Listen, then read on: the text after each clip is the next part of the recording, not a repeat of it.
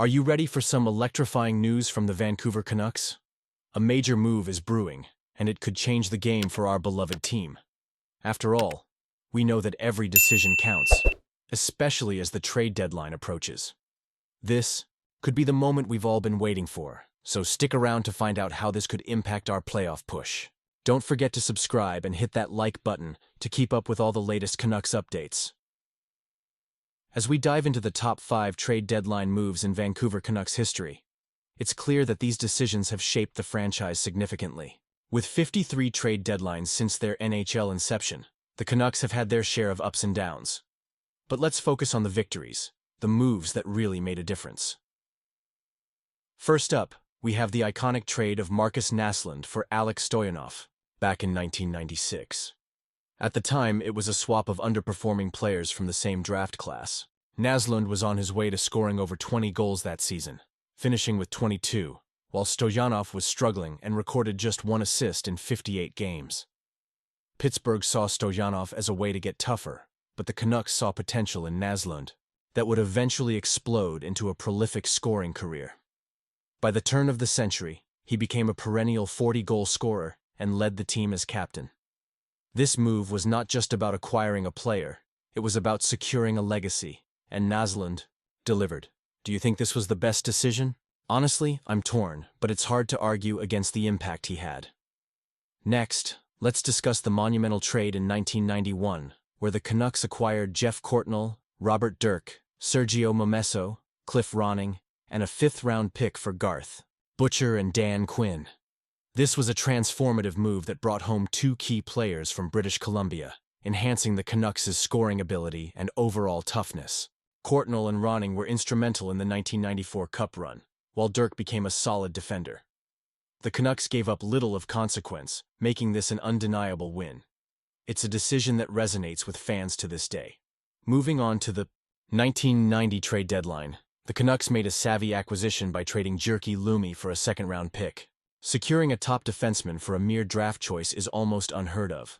Lum was pivotal in transitioning the Canucks to a more offensive style of play, helping to shape the team's identity. His contributions were significant during their run to the Stanley Cup Finals. The Canucks' fortunes turned after this deal, and it's a testament to how the right move can change everything. Now, let's fast forward to 2014, when the Canucks traded Roberto Luongo and Steven Anthony for Jacob Markstrom and Sean Matthias. This was a trade fraught with public drama and discontent, as Luongo had been vocal about his situation. Many thought it would be a disaster, but GM Mike Gillis pulled off a masterstroke. Markstrom grew to be one of the league's top goalies, while Matthias had a career year with the Canucks. It's a reminder that even in chaos, brilliance can emerge. Looking back, I can't help but wonder if this was the right path. The Canucks had to navigate a tricky situation, but in the end, it turned out to be a triumph. And let's not forget about the 1982 trade that brought in Hallward, who became a mainstay on the blue line for 7 seasons. He set a record for goals by a defenseman that stood for years and was a key player in the miraculous run to the finals that year. His impact on the franchise and its history is undeniable. It's moves like these that can often be overlooked, yet they lay the groundwork for future successes. We also have some honorable mentions worth discussing.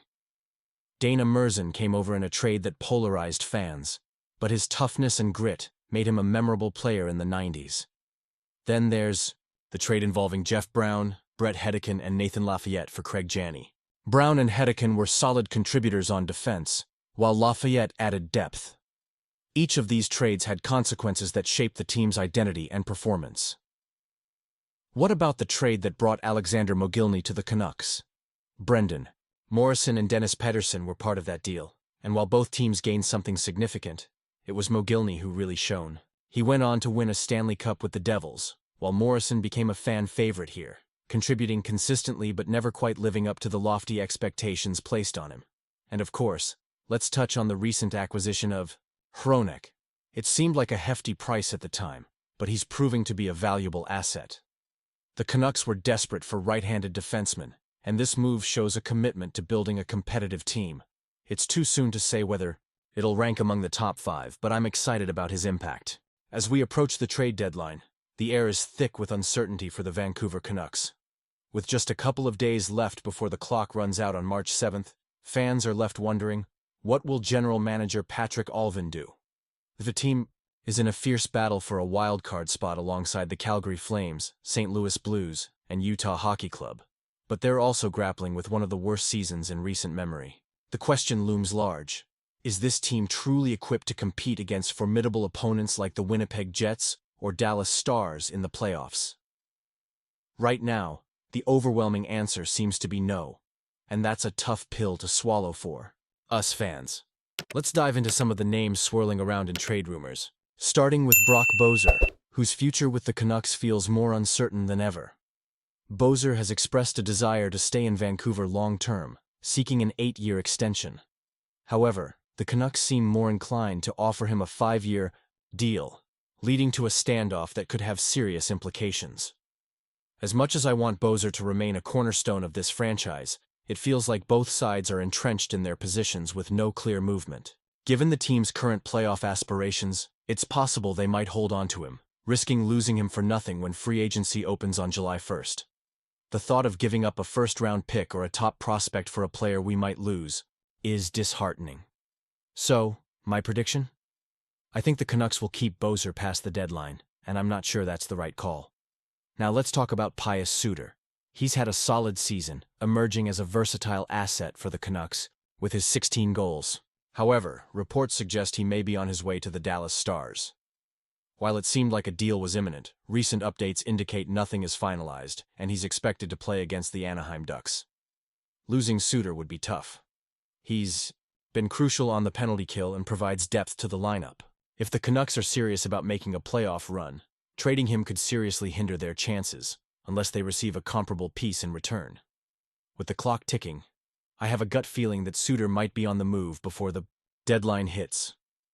Elias Pettersson's situation is equally compelling. After signing that hefty $11.6 million extension last March, he hasn't quite met the lofty expectations that came with it. He's acknowledged his struggles, admitting he hasn't played up to his own standards or those of the franchise. That honesty is refreshing, but it raises questions about whether the Canucks should consider moving him. Personally, I don't think that's the right path. His value is at an all-time low, and trading him now wouldn't yield a fair return. I believe he has the potential to bounce back and regain his form, especially with a full off-season to train. It's a risk to hang on to him, but I think it's a risk worth taking. And then there's Carson Soucy. His season has been a roller coaster, showing flashes of brilliance but also moments that leave fans scratching their heads. With another year left on his contract, his trade value might be limited. I haven't heard any strong indications that a deal is in the works, and it wouldn't surprise me if he sticks around. The Canucks could use his experience as they navigate the final stretch of the season. All things considered, I'm getting the feeling that the Canucks are poised for a quiet trade deadline. They have a handful of assets that could be moved, but with playoff hopes still alive, and Allvin indicating he won't be in the rental market this year, it seems unlikely we'll see major moves. But as we know in hockey, anything can happen. So, what do you think? Are the Canucks making the right decisions as they approach the deadline? Honestly, I'm torn. I want to believe in the direction they're headed, but I also can't shake the feeling that they're missing an opportunity to reshape this roster. I want to hear your thoughts. How do you feel about Boeser, Suter, Pettersson, and Soucy? Do you think we'll make any significant moves before the deadline? Let's keep this conversation going in the comments below. And don't forget to like, share, and subscribe to stay updated on all things Vancouver Canucks. Activate that notification bell so you won't miss any breaking news or analysis.